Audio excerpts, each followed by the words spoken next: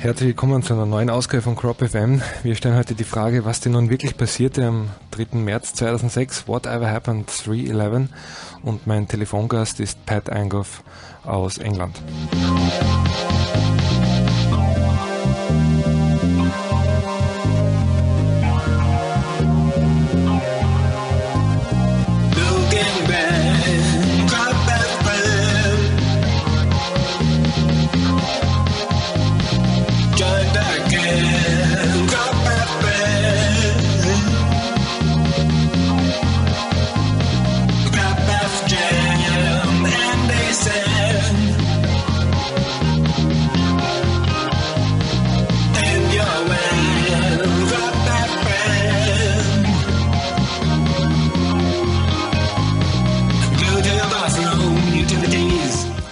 Ja, und wie immer gibt es den Cropcom, jenen Live-Chat nämlich, mit dem sich Zuhörer dieser Sendung live am Gespräch beteiligen können.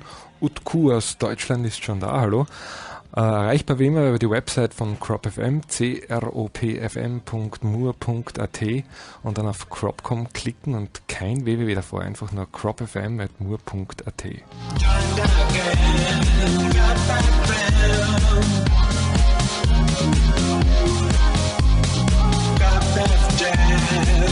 They say,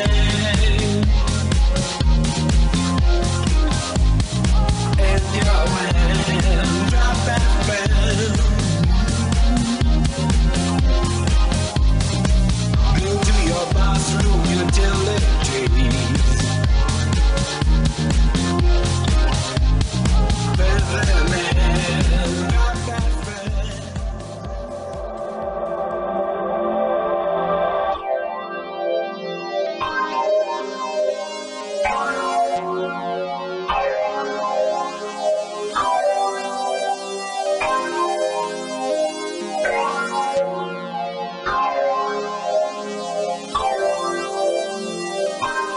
Alle 2 Wochen erhält, wer möchte, einen Newsletter, in dem die nächste Sendung kurz beschrieben ist. Anmelden kann man sich an diesen Newsletter auf CropFM, cropfm.mur.at, und dann auf den Newsletter-Link in der News-Sektion klicken. Wie gesagt, wird alle 2 Wochen ausgeschickt, außer es tut sich Bahnbrechendes. War bis jetzt eigentlich noch nie der Fall, aber wer weiß. Und ja, natürlich kann man uns auch mailen. Der Mail-Link befindet sich ebenfalls auf der Startseite oder einfach cropfm@mur.at.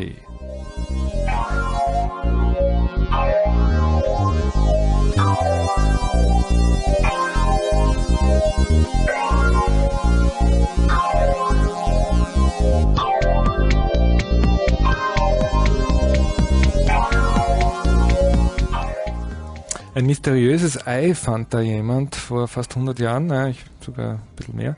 Und bis heute wissen sie nicht, was es ist. Carved Stone still mystifies scholars, so der Artikel auf CNN. New Hampshire.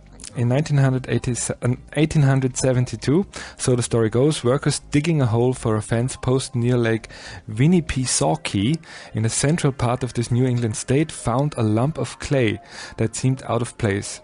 To date, no one has been able to say for sure what the item is, and has become the mystery stone. Seneca Ladd, a local businessman who hired the workers, was credited for the discovery. Sieht also sehr hübsch aus und ist auch sehr schön gemacht, muss man sagen. Und ja, also wer dieses Ding wann auch immer hergestellt hat, ist ein großes Mysterium. Mir gefällt es vor allem, weil es eben ein Ei ist.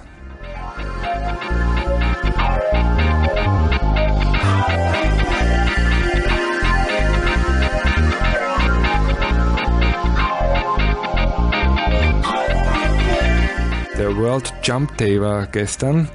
The jump is over. We hope you had a good landing. We are currently calculating the results and will be back in a few days. Man hat also alle Menschen der Welt aufgerufen, oder wahrscheinlich nur die auf einer Seite der Erde, ich weiß nicht genau, so von ungefähr einer Höhe von 1 Meter auf den Boden zu springen, also einfach von einem Tisch zu hüpfen zum Beispiel. und hat sich dann erhofft, die Umlaufbahn der Erde so weit zu korrigieren, unter Anführungszeichen, dass wir dann weiter von der Sonne weg sind und somit das globale Erwärmen stoppen. Ich weiß nicht genau, ob das jetzt wirklich der richtige Weg ist, und ich hoffe eigentlich fast, dass sie keinen Erfolg hatten gestern. Eine viel bessere Möglichkeit ist vielleicht eine ebenfalls gestern gelaunchte Erfindung, zu der wir später noch kommen. Stichwort Tesla Motors.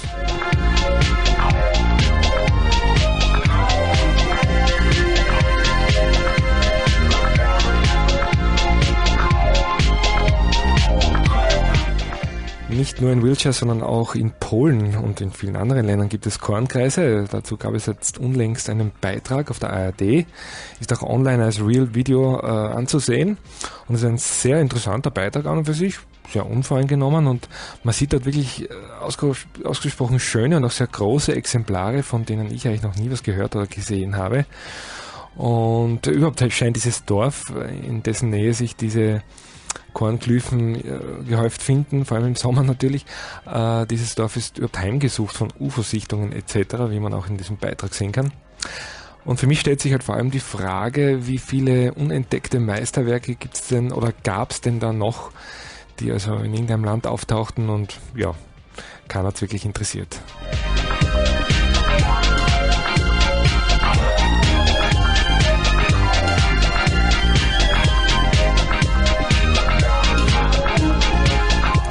Ja, statt dass wir alle von Tischen hüpfen, wäre vielleicht diese Erfindung geeignet, die globale Erwärmung zu stoppen. Eine Firma namens Tesla Motors, eine amerikanische Firma, hat den Slogan Burn Rubber, not Gasoline. Frei übersetzt etwa, lasst die Reifen qualmen und nicht den Auspuff. Und auf der Website ist zu lesen, the Tesla Roadster specs illustrate what it does. 0 to 600 in 4 seconds, as well as what it doesn't. Zero emissions, zero motor oil. With one moving part in the motor, no clutch and 2 gears. It's not only a joy to drive, but to own as well. Also ein elektrisch getriebenes Auto ist jetzt nicht gerade eine großartige neue Erfindung, aber dieses Ding hat wirklich in sich und ist tatsächlich eine wirkliche Alternative. Man also beschleunigt von 0 auf 60 Meilen, so ungefähr 100 km/h in 4 Sekunden. Unglaublich. Und erreicht eine Spitzengeschwindigkeit von über 180 km/h, nämlich 130 Meilen pro Stunde. Und hat eine Reichweite, und das ist das Wichtigste, und an dem scheiterten vor allem auch einige der bisherigen Projekte, von über 350 Kilometern. Das ist schon enorm. Und naja, wenn man das Ganze dann noch koppelt mit einer umweltverträglichen Art und Weise, den Strom zu gewinnen, Solaranlagen zum Beispiel, oder dergleichen, in der letzten Sendung besprochen, gibt es also wunderbarste Möglichkeiten, es zu tun. Ja, dann fährt man halt einfach und tut niemandem was, außer, ja, natürlich, man fährt zu schnell, was mit diesem Auto durchaus möglich ist.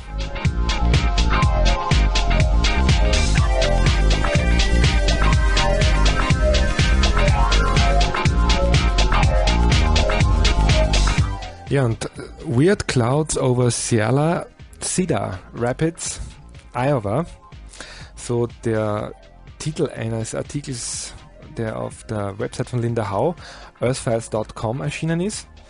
Man sieht dort wirklich ganz erstaunliche Wolkenformationen.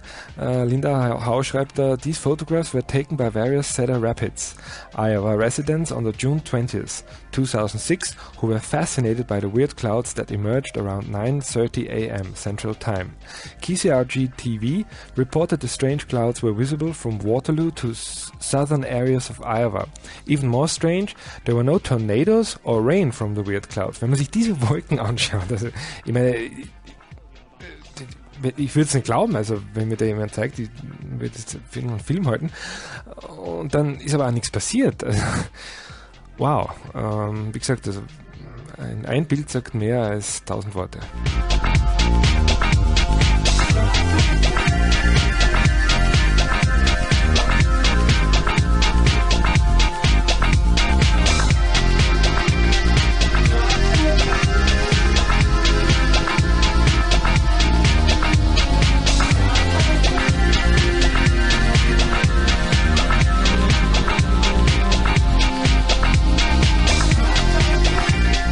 Und all diese Newsbeiträge, die ich da jetzt vorgelesen habe, sind verlinkt von der CropFM Website, copfm.nur.at, und dann in die News-Sektion.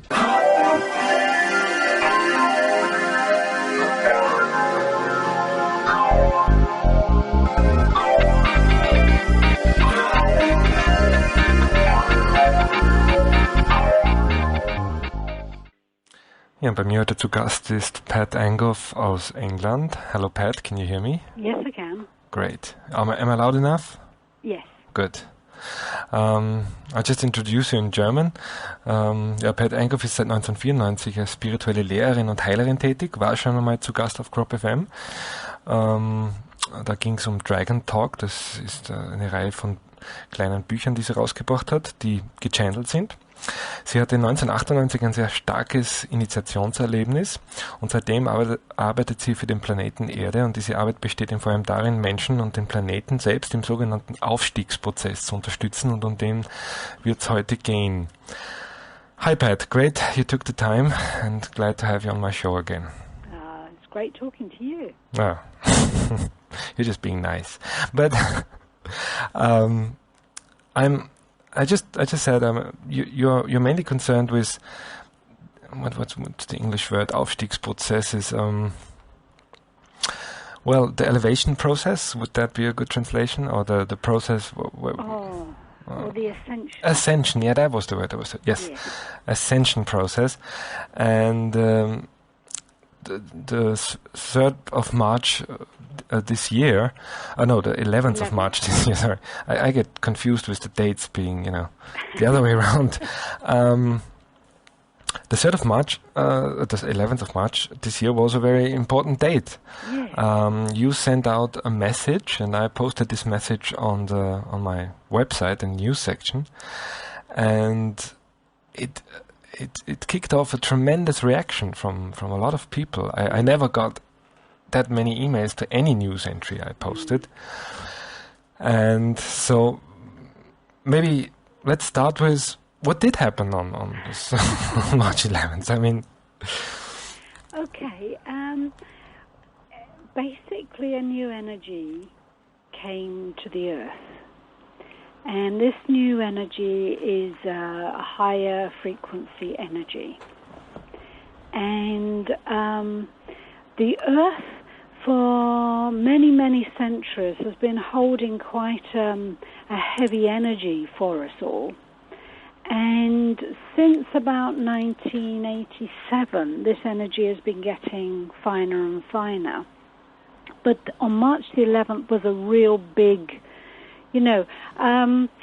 it's like if someone's in hospital having a drug dripped into their veins very slowly and steadily.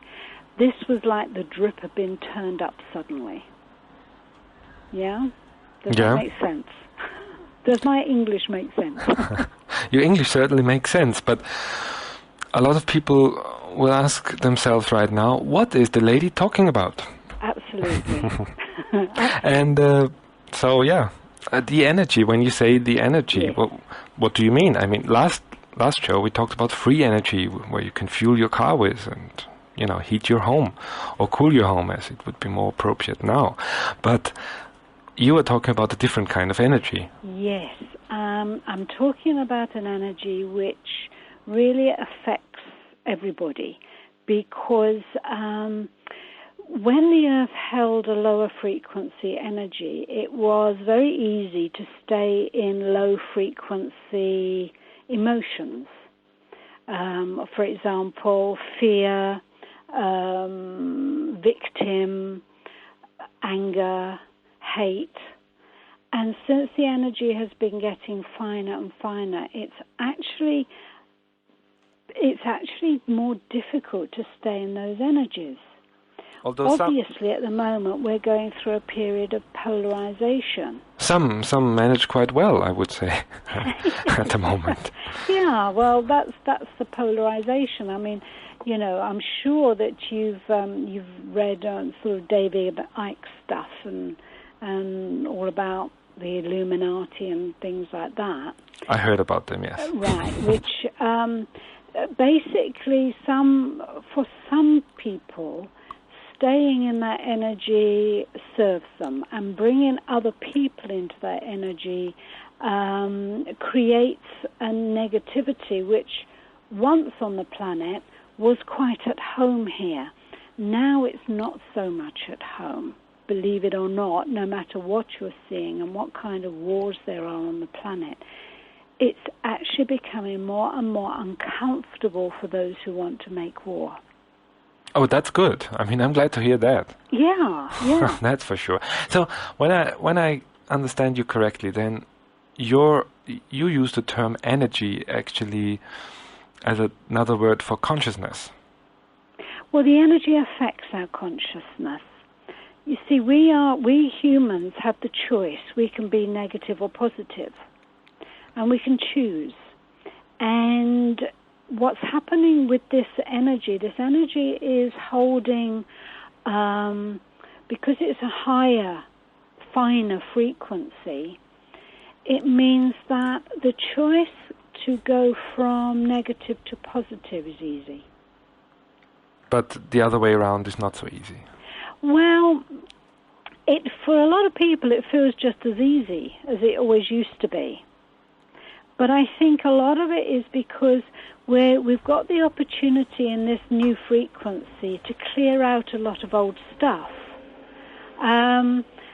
What happens in physics is that if you submit, say, a glass tumbler that you might have your beer out of, say, and you submit that to a higher frequency tone or note, that glass will shatter because it is trying to reach that higher frequency.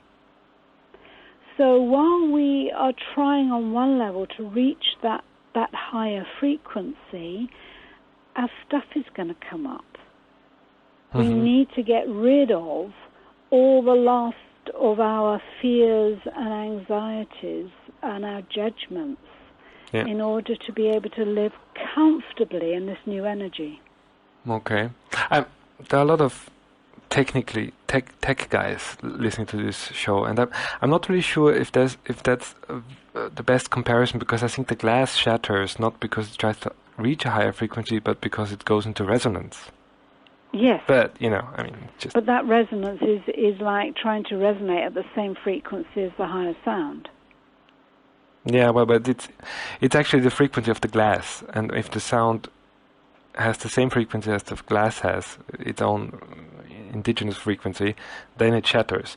Oh. But anyway, you probably know more about physics. Yeah, I'm being picky now. No, but just what you want to say clearly is that when you ascend, you have to leave behind stuff you don't need anymore. Yes.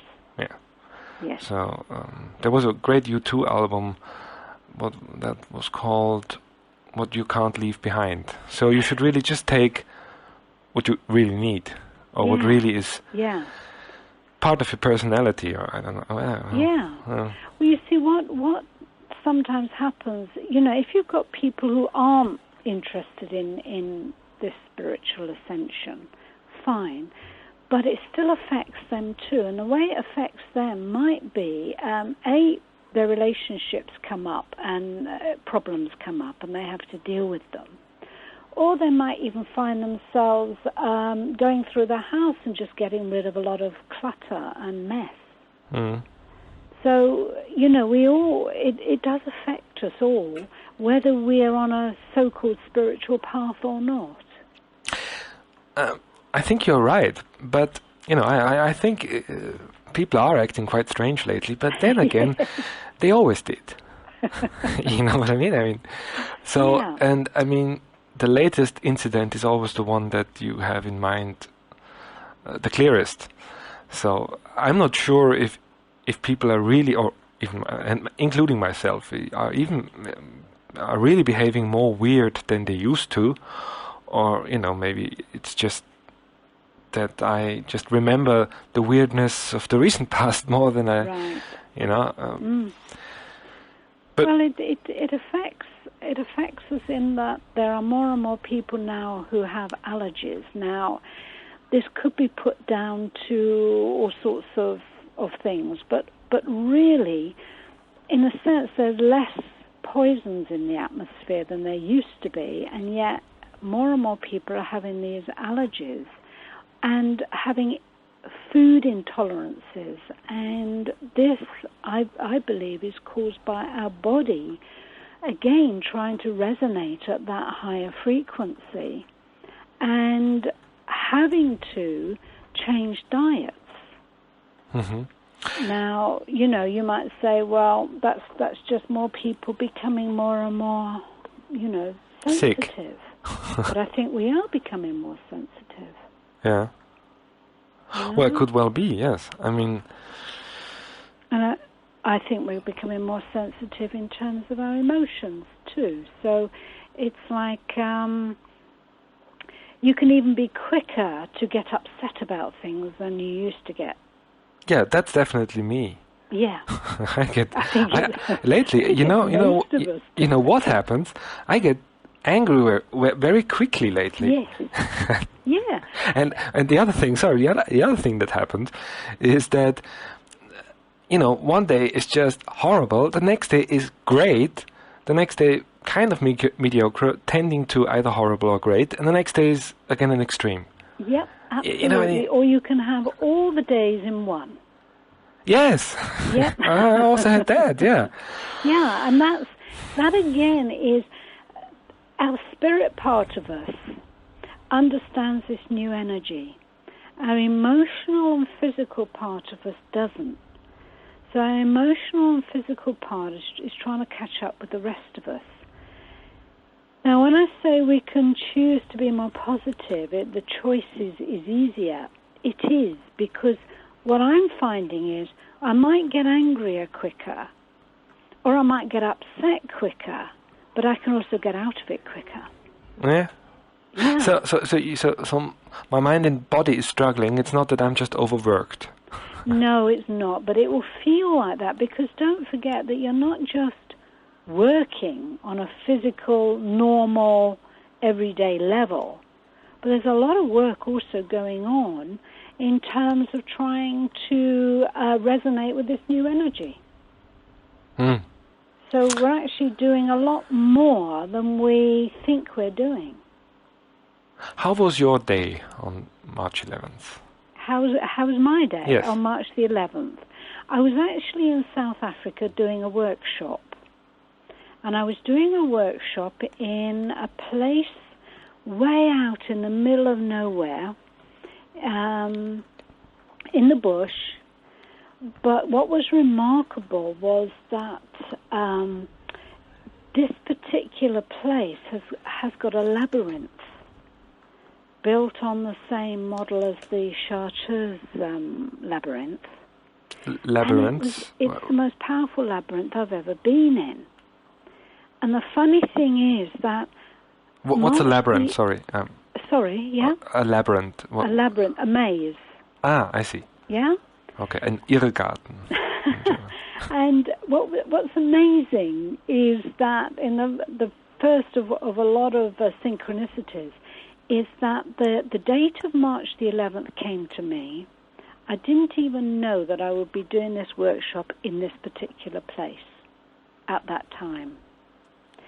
That I'd left to I have an organizer in South Africa, and I'd left it to her to organize where I'll be when I'm over there. So I knew I'd be in South Africa, but I didn't know what I'd be doing. So it was very appropriate to actually be doing this workshop on that day. And another one of the great synchronicities is that I actually asked this time for confirmation. Normally, I don't ask for confirmation because I feel I have to just trust. This time I asked for confirmation because I had made the whole thing so public, and I was feeling a little bit like, oh God, what if I am just one crazy English woman, and, I've led so many people astray. I want confirmation. So what I asked for was to see a snake. Now, the many, many times I've been working in South Africa, I've never actually seen a snake in the wild.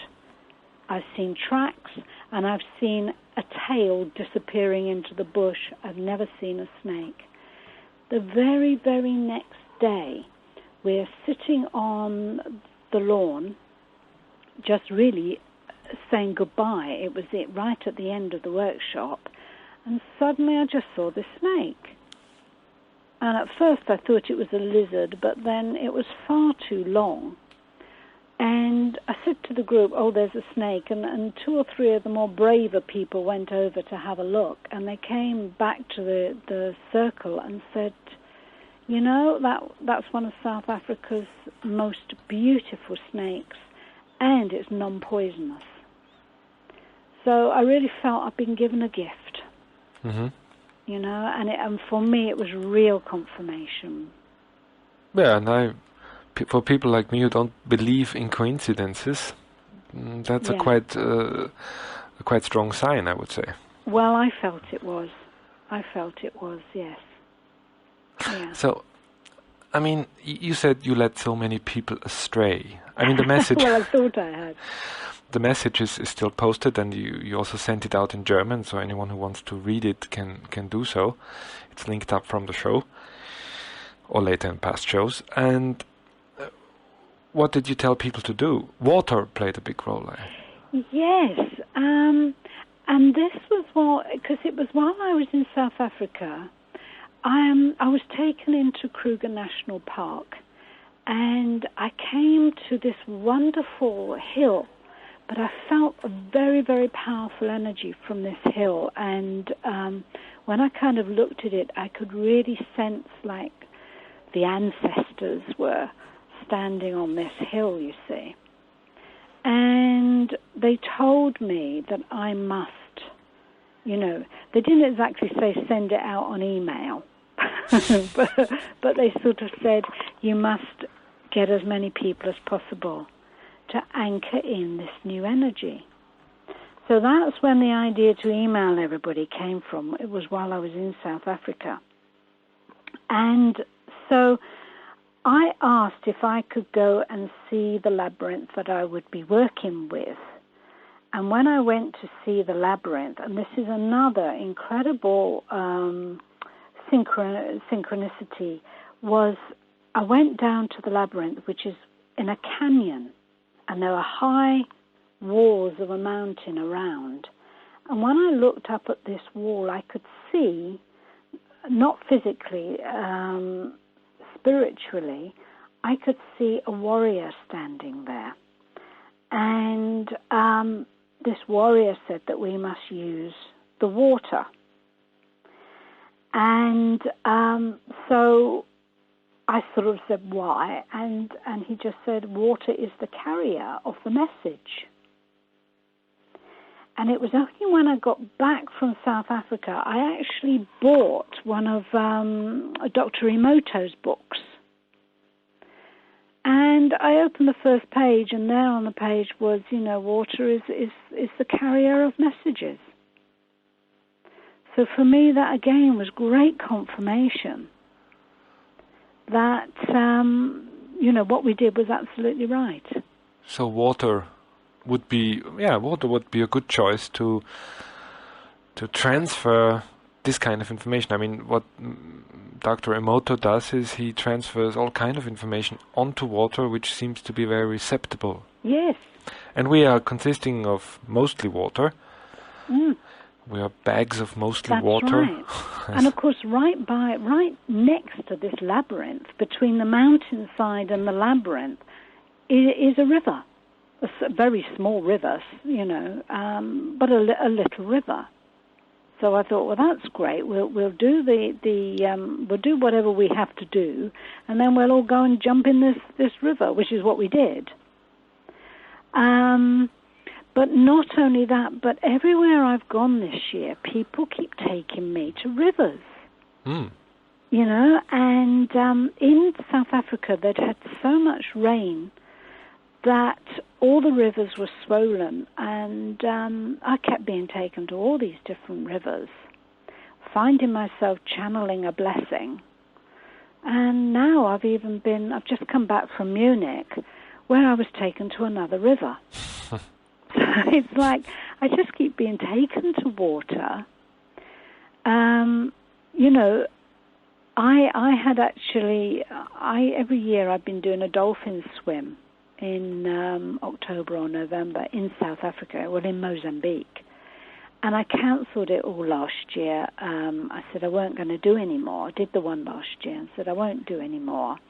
You know, there's other things that I want to be doing, and I know some people think I'm mad because giving up swimming with dolphins. But then earlier on this year, the dolphins said, we want you to come this time. So I've had to put together another dolphin swim because the dolphins want me in the water.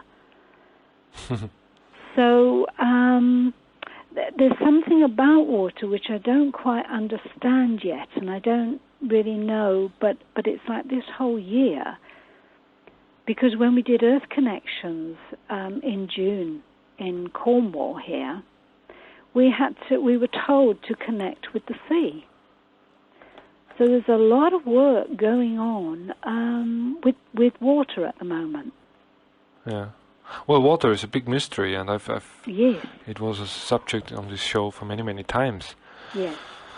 And I think no one really understands what water really does. But no. Not alone, No. I'm sure.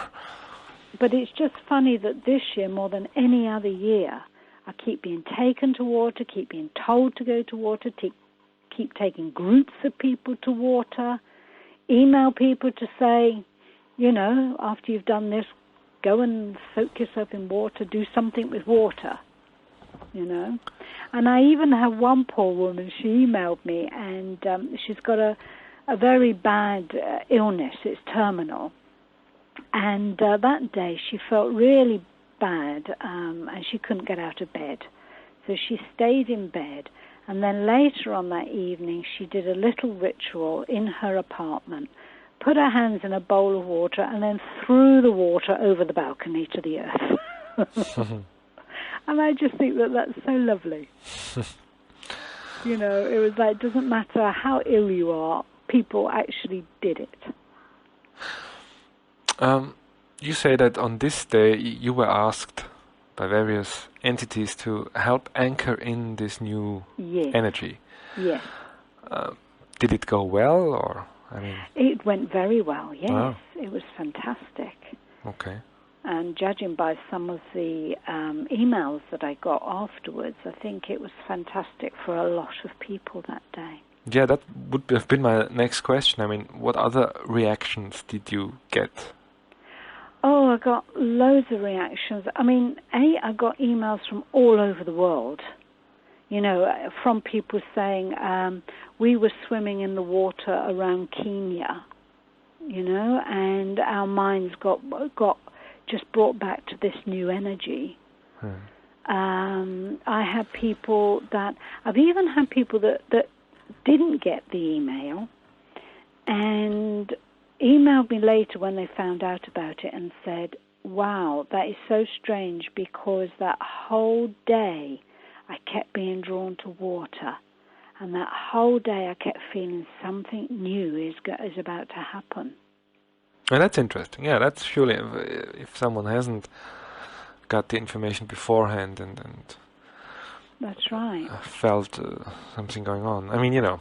Yeah. Proof. That's right. I mean, I've kept all these emails. So, I mean, if you want any to post up on Crop FM, I'll send them to you. Yeah, that would be a good idea. Yeah, actually, send them to me and I'll link them up to this show. Yeah. That would be great. Mm-hmm. Yeah, because I was absolutely, really knocked out by it because there was just such a response, and there's such an eagerness for people to allow this new energy that might even upset things for a while, you know? Yeah. Someone writes in the chat that he's connecting water with dolphins, of course, and with Sirius, the planet, which kind of goes with my next question. These shifts and this ascension process, who or what triggered it? Okay. Why is it happening? in a sense, the planet triggers it.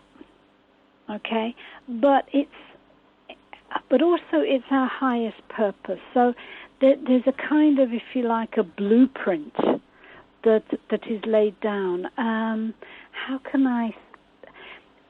You know, in 1980, I think it was 1987, the planet, we all talked about, well, some of us did. I wasn't into all this spiritual stuff at that time, but people talked about the harmonic convergence. Yeah? Yeah. And the planet, what was? The planet was in a bit of space that was more crystalline than normal. And that crystal kind of triggered this whole series of shifts. So from my point of view, the way I look at it is that if you like, the planet goes through something in space. Now, whether this has been put there by extraterrestrials, I don't know. I just know that it's like the planet goes through a part of space that triggers yet another shift. So I believe, it's just like with crop circles, a lot of people believe that they are made, if they're not a hoax, they're made by aliens. I personally believe they're made by Earth. So I'm more, my mind works with the Earth. So I can see it's in the Earth to trigger these changes. Talking about Earth and talking about crop circles, when I asked you what would be a nice image to go with the show, yes. you said, well, there was a crop circle where Earth is missing. Yes. I found this picture. The original was done in '95, and then there was a hoaxed version later, I think 5 or 6 years later, which was done by a group of people, very elaborately, I have to say, for a movie. The original one, the origin is unknown. And it shows the inner solar system, and Earth is missing. Yeah. Now, without going into crop circles, I personally believe, yes, there might be some crop circles maybe that are done by Earth, but I think that a lot of different sources exist that do those crop circles. I think it's not first of all, not all of them are hoaxed. I'm convinced of that. That's right. I don't know the percentage, and I don't even care, because even one would be enough. And the second thing is, I think there are multiple sources, multiple creators who do their own thing. Mm-hmm. I don't even think that all of those creators are positive. Mm-hmm. But, it's speculation. In any case, this crop circle that we chose shows the inner solar system. Yes. And the orbits of the planets. Yes. But the orbit of the planet where Earth should be is not inhabited by a planet. It's empty. Yes. Why did you choose this picture? Because I believe that the planet is ascending through these shifts in energy. The planet is ascending into another dimension. And as you know, like spirits or entities without bodies are not third dimensional. They exist in another dimension, but we can't see them. So my belief is that eventually that is what's going to happen with the planet. That it's actually going to be invisible to any third dimensional eyes in outer space. But because we are also changing the frequency of our body too, it won't look to us as if the Earth has disappeared. Mind you, that would make a great film, wouldn't it? Oh, yes. Suddenly the Earth beneath our feet disappears.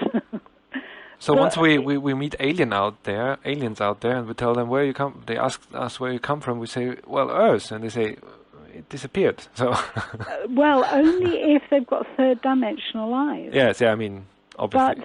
But the thing is that as we change, as we change dimension, we will be able to see more of these beings. So most of those beings are already inhabiting this higher realm. Yeah. Mm-hmm. So are we the last one to catch up, or are there more? Well, it's my belief that they didn't do it this way, that they've never been physical, they've never been third dimensional, that it's only the human species that have actually done it this way. That's very interesting. And so... And there aren't any other life forms out there in other solar system or other planets that are living in this third dimension? Not as far as I know, Tarek, but I haven't travelled very far. Obviously. No, I mean, of course you can't know, but that would be a very interesting take on this, because then indeed search for extraterrestrials would be futile, because we would only find ourselves. Well, would be also very interesting to find other tribes on other planets, but you know what I mean.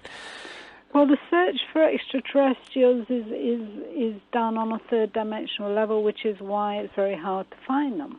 Yeah, and they seem to be able to blink in and out of our reality at will. Yes. Yeah. Of course, this is all speculations, because most people don't even believe that UFOs exist. I mean, they just deny that there are unexplained flying objects, which is interesting by itself if you take the evidence. But you know. Yeah. But then you see, that's what makes us humans so wonderful, is that we stubborn. Can believe all sorts of different things. And just like you and I earlier, you know, when I said I believe crop circles are made by the Earth, and you said, you know, that there's a lot of input from different. And the thing is that we all think differently, and I think somehow that's I just find that absolutely amazing. I find human beings amazing. Really yes, of course, if everyone would have the same opinion, it would be really boring. Yes, it would. It would. And that's what makes this whole kind of ascension program so interesting. You know, I'm really pleased to be here right now on the planet. It's the most exciting and amazing time to ever choose to come and incarnate. Well, you might be right. Yes. Well, that's the way I feel. Yeah. No, actually, I always thought that when I was a kid. I always thought, well, it must have been boring 300 years from now. Yeah. Compared to today. That's right. And I don't know about you, but I always felt somehow that I was different. And since I've been a healer for 12 years now and traveling all over the world, and each person that comes to me says when they were a child, they felt different. And I think it's because, you know, just as the Earth has the ability to change frequency of energy, I think we have too. I think it's in our DNA. You know, it's just that when we get rid of the clutter, we can access it better. And why are people feeling different? I think because we're actually coming into a sense of ourself as being spirit. Mm-hmm. And we don't always use those words.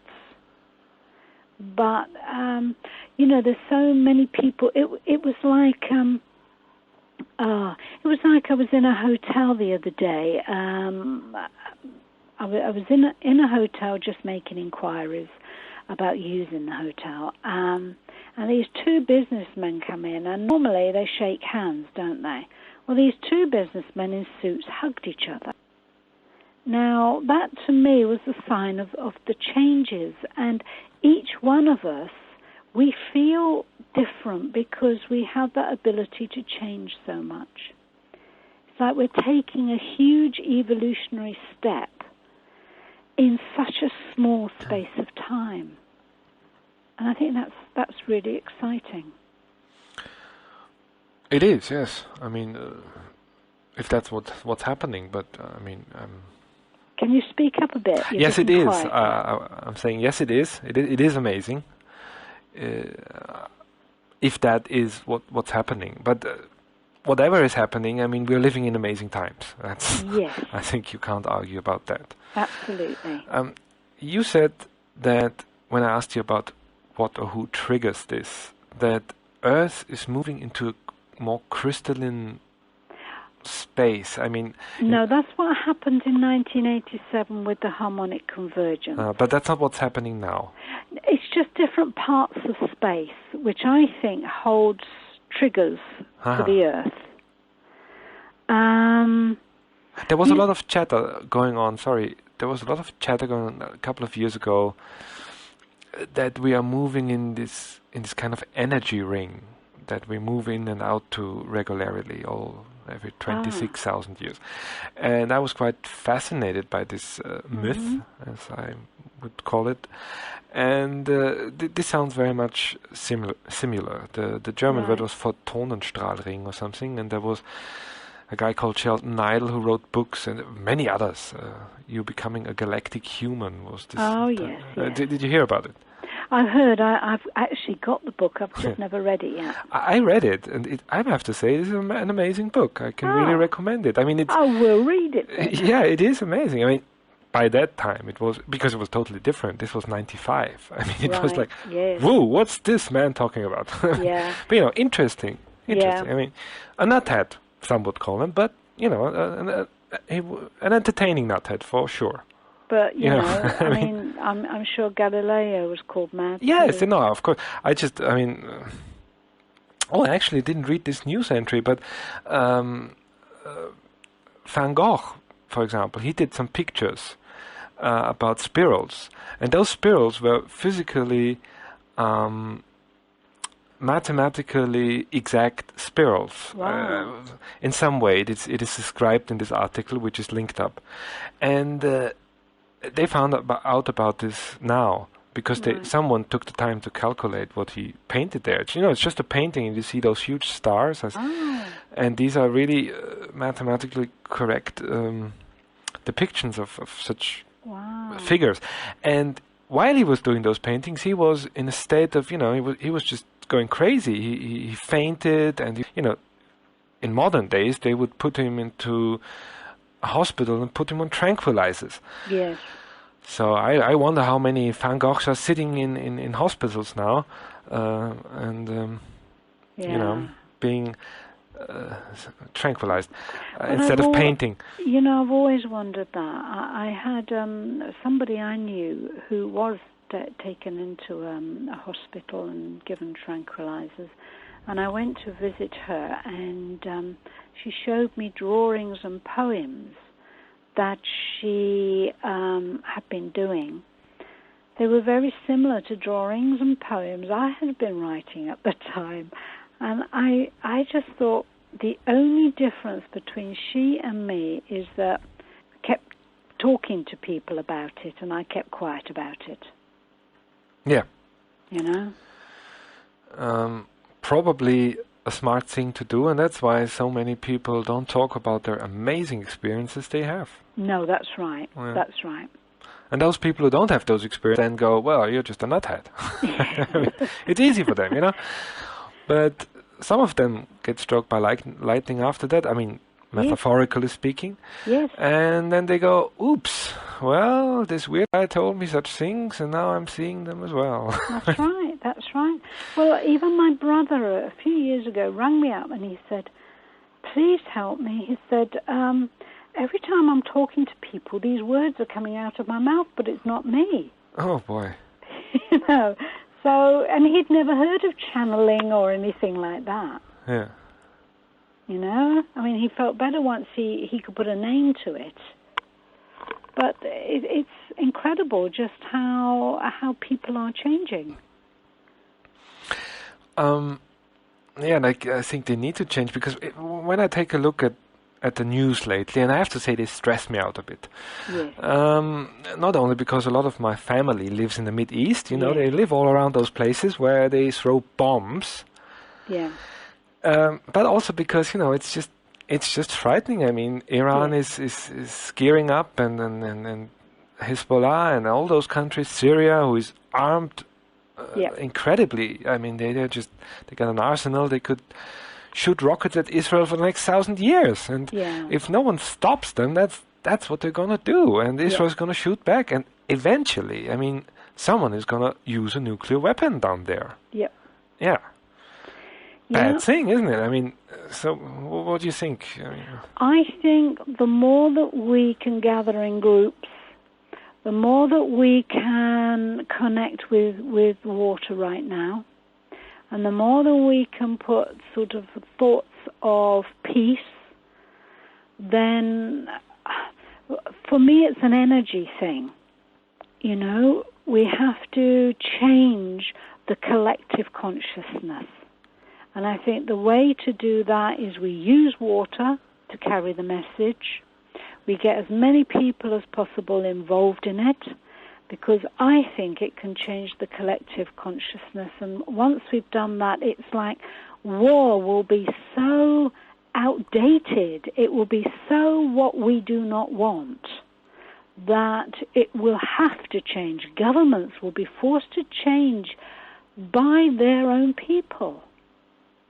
Yeah. And I really do believe that. I really feel that that's what we've got to do. And the other thing we must do is to look at ourselves. How much of ourself is still at war? How many of us are still warring with our bodies? It's too big in places, it's too small in places, it doesn't run fast enough.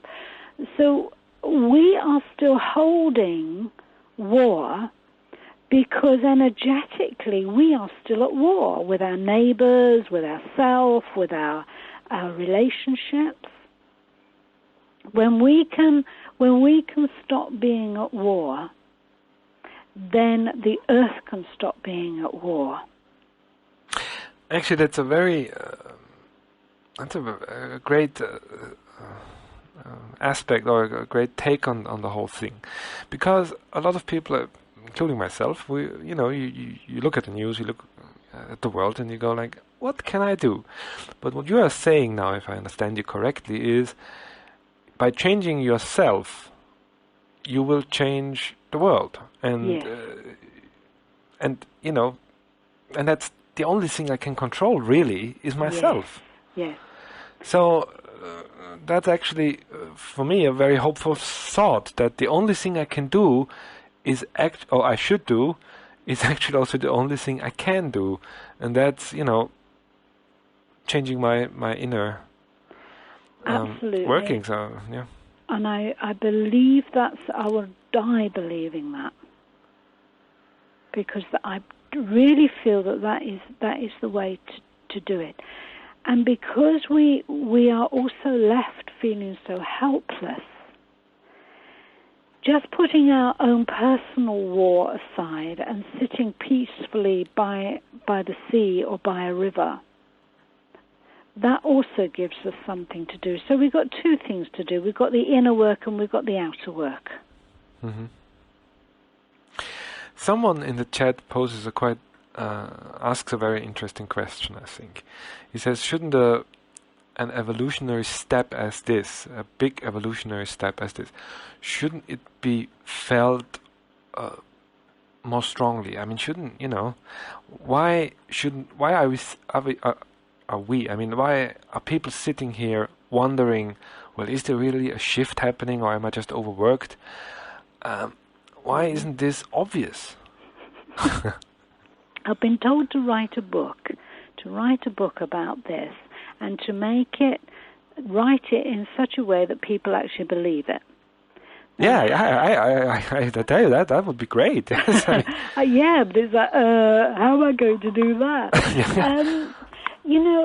A lot of the massive things that happened on this planet, everything, even the tree, grows from the smallest of roots. And this is not the only big shift. We're going to get more. This is just like the Earth has changed gear, and when she changes gear, we kind of all get a bit thrown around in the car for a while until the engine can pick up a bit more speed again. So this is not the first or the last of the big shifts. So the obvious question that a lot of people have in their heads now, I guess, hearing this is, when will Earth shift into the next gear, and when will it have reached maximum speed? Oh, gosh, I've no idea. Yeah, no. I mean, I don't even think probably that I'll still be here. I don't know. I mean, obviously there's been a lot of talk about the year 2012. So my guess is that is what we're kind of heading for. But how the Earth will look after that, I don't know. So you think that in 2012 there will be the next major shift, or will it be maximum speed? I've no idea. It won't be the next big shift. No, there'll be shifts in between now and then. Mm-hmm. There'll be big shifts, and they'll get bigger and bigger. You see. Mm-hmm. There was a big shift in August 1999. Yeah. And a lot of people felt that one. A lot of people. And this one on March the 11th was as big, if not even a little bit bigger. It made things that were in another dimension become more physical, if you like. Or it made us be aware of things in other dimensions more physically, so that, like, if I want confirmation now, the confirmation does come. Mm-hmm. It's easier to manifest from one dimension to another now. Now, obviously, not everyone's going to know that or feel it. And all I ask people to do is to look around and observe the behavior of people around them and observe their own feelings and how much more easy or difficult they feel their life is at the moment. As you said before, there are a lot of people that are in dark energy, or they're just bad. They're just being bad. They're just greedy humans, and they don't care if people die for their purposes or not.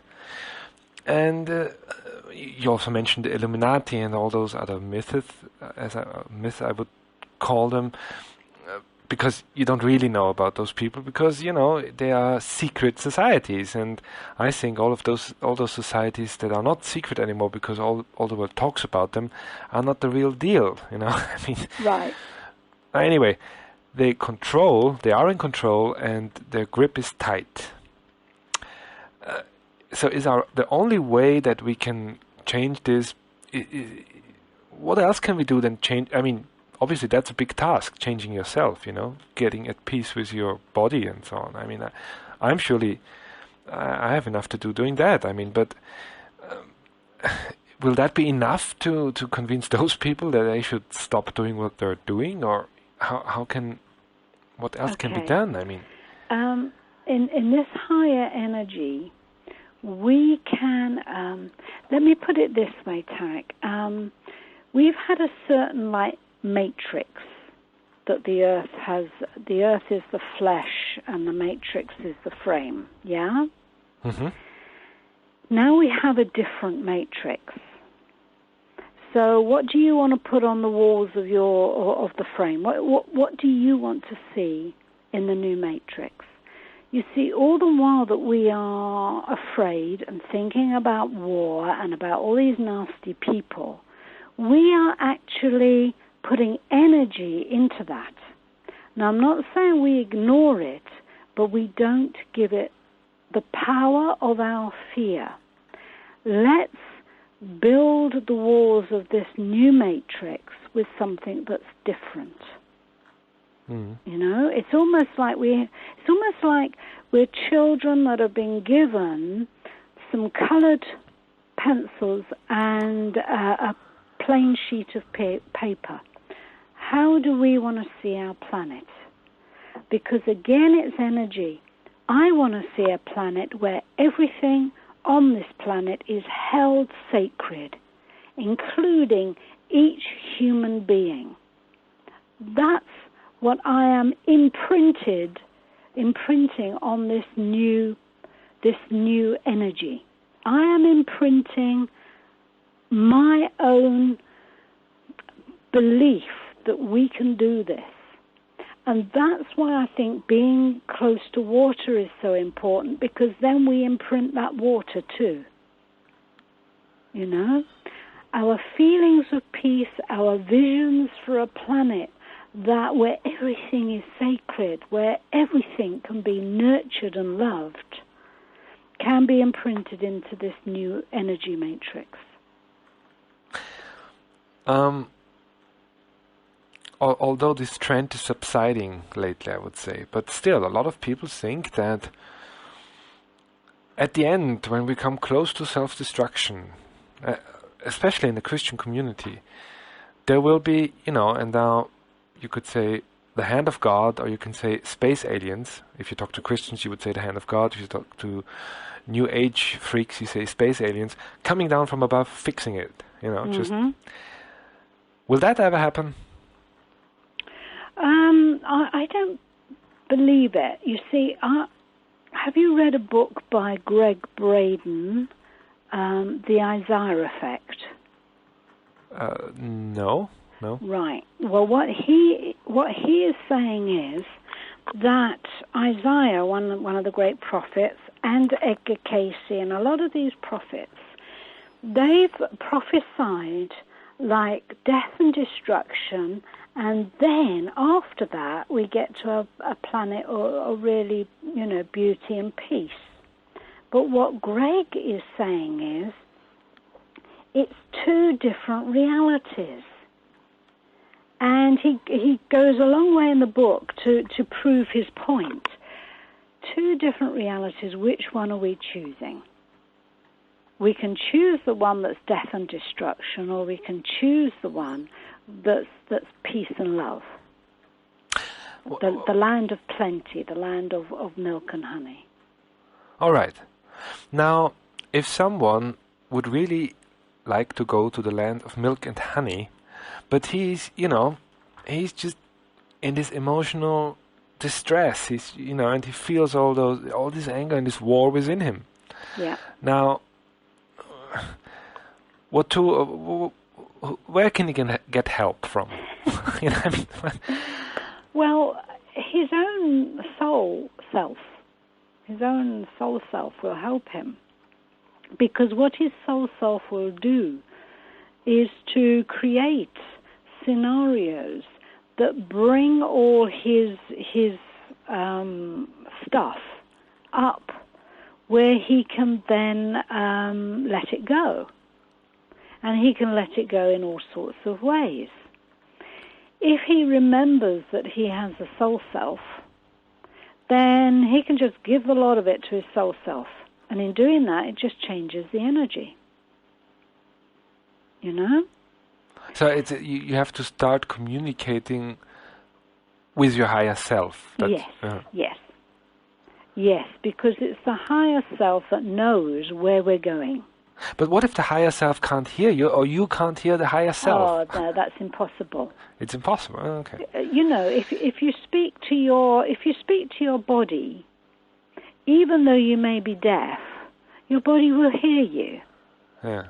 And your higher self isn't sitting somewhere on another planet, and you have to keep calling it, and it's busy reading a good book and drinking a beer.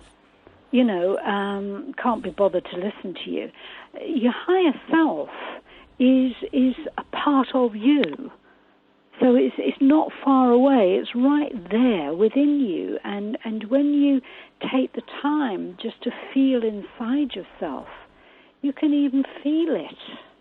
You can feel that part of you that's still and quiet and at peace. And that part of you, you can talk to it. It will listen. Now, I'm not saying that immediately then all your old stuff is gone, because it's layers. It's like the lotus flower, and each petal has to open one at a time. So there's layers of it. But we're getting a very short, quick course in getting it up and out, because time is so short. When you say time is so short, I mean, because before I said you don't even know if you're still around. I mean, what time span are we talking about? Well, I can only sort of visualize up to 2012. So 2012 is definitely this borderline. Well, I believe it to be so, yes. And I mean, we might be sitting having a very similar conversation in 2013. And I'll be quite happy to say, well, okay. Didn't happen, but I think 2017 though. Yeah, I'm sure. Oh, yes. Hang on a minute, I've got it now. Yeah, definitely, 2020. I don't know. Yeah. But of course, people, I mean, I'm asking those questions. I mean, I'm not too keen on timelines anymore, but no. That's what people want to know. They want to know the timelines. They want to know how much time do I got, 6 years, all right, okay, well, I can, mess around another 4 years and then I'll be good, yeah.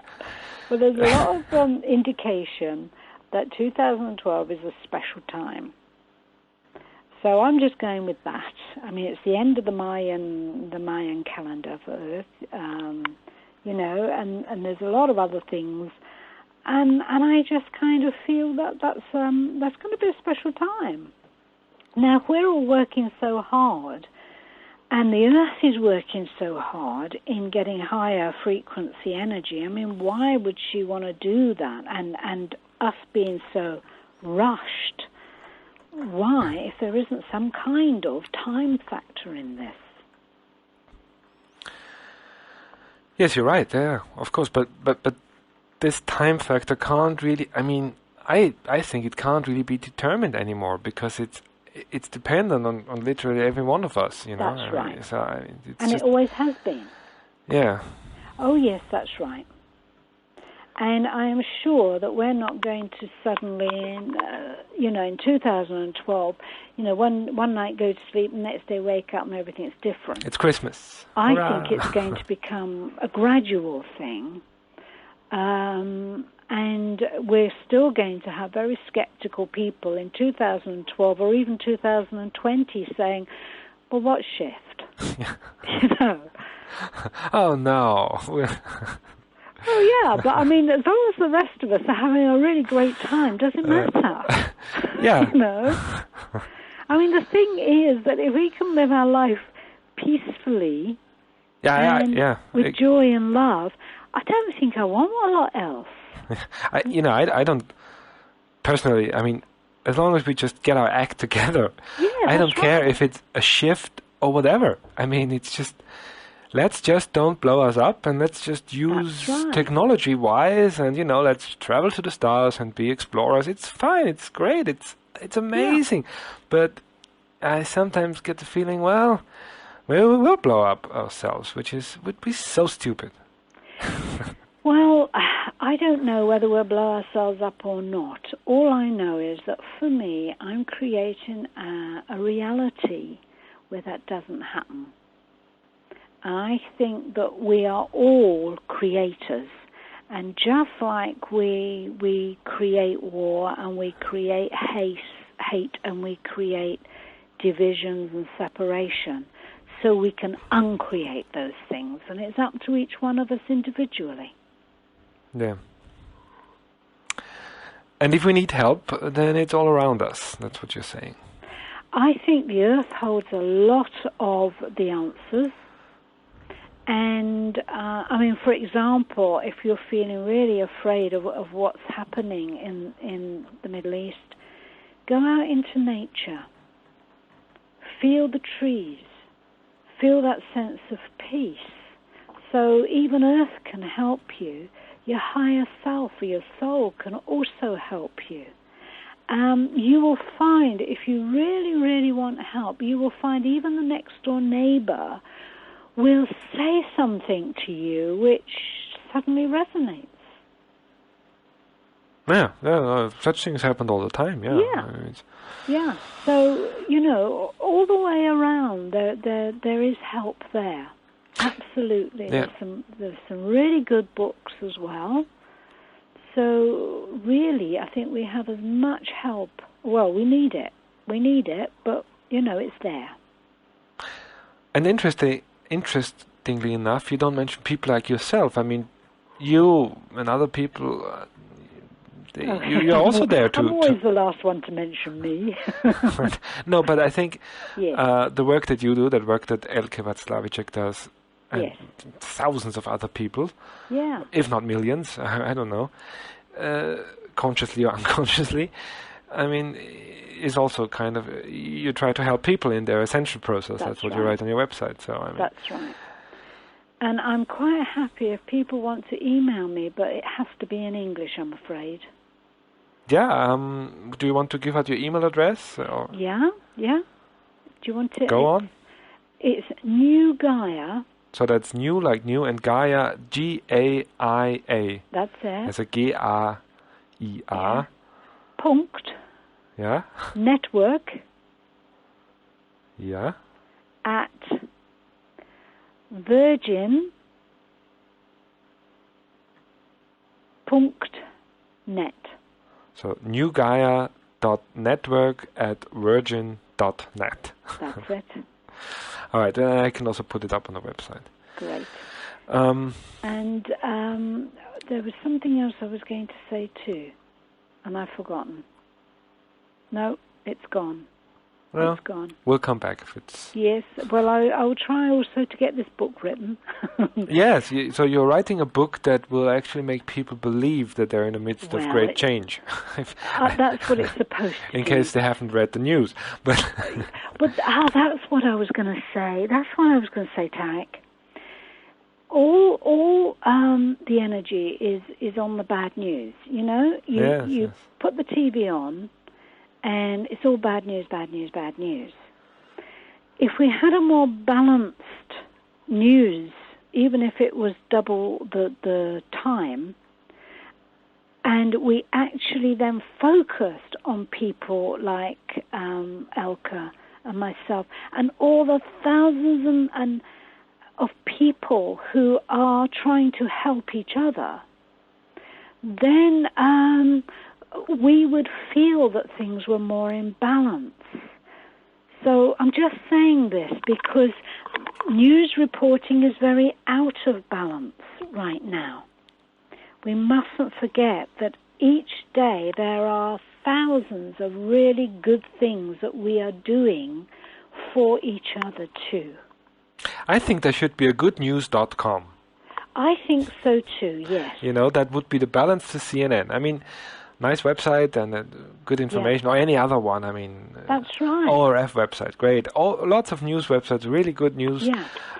But as you say, they are on the dark side, and I think there should be goodnews.com where good news are presented. So you just absolutely. I mean, I'm not taking away from what's happening, but I think we need a balance here, and then people will be encouraged more to focus too on the things where I think the energy can change, like good news. But the more that we focus on the bad news, the more that we are in fear about that. And Gaia, the Earth, once said to me that the heaviest energy is fear. It's just a very, very, if it could be measured, it would be measured as the heaviest, the energy. And so it's like when we look at these things and we are in fear, then we're buying into that kind of reality, and it's not the reality that most of us are choosing. Yeah. It's just we don't feel powerful enough to change it, and I really do believe we can change it, but we have to change it with energy. Yes, we can still write to all our presidents and prime ministers and say, look, this has got to stop. But if we do that, just see what energy we're in when we do that. If we can do it in the energy of peace and love, fine. But if we're only going to do it out of fear, then we're still perpetuating the fear. Yeah. And it's time for this to stop. Oh, gosh. And okay. No, for the perpetuation of fear. But also our show, unfortunately, has to stop now because we're out of time. I mean, this went by very quickly. Yes, it did. And I really want to thank you for taking the time, and I hope we'll repeat that in the future. Thank you very much. And, well, we're in contact, and if there's... Yes, we will be. Something happening, you let me know. Okay, thanks. Bye-bye, and bye-bye, everybody. Ja, bye. Bye. Das war Pat Angove aus Cornwall. Und das ist, glaube ich, das kam in der letzten Sendung schon vor, aber das ist der interessanteste Gedanke eigentlich, den wir da gesponnen haben, ist, man soll sich vielleicht nicht so sehr auf die schlechten Nachrichten konzentrieren. Man kann sie auch nicht ignorieren natürlich, aber positiv denken, eine alte Weisheit. Die nächste Sendung Crop FM, und das ist dann die letzte vor der Sommerpause, findet am 4. August 2006 statt, und mein Gast ist, zu meiner großen Freude, ein weiteres Mal Andreas von Reti, und es geht dabei um sein neues Buch, das er geschrieben hat über Gizeh und viele andere Dinge wahrscheinlich, aber die Zeit ist ja immer so schnell vorbei, und ja, ich bedanke mich bei allen fürs Zuhören, und wir hören uns wieder am 4. August 2006. Macht es gut.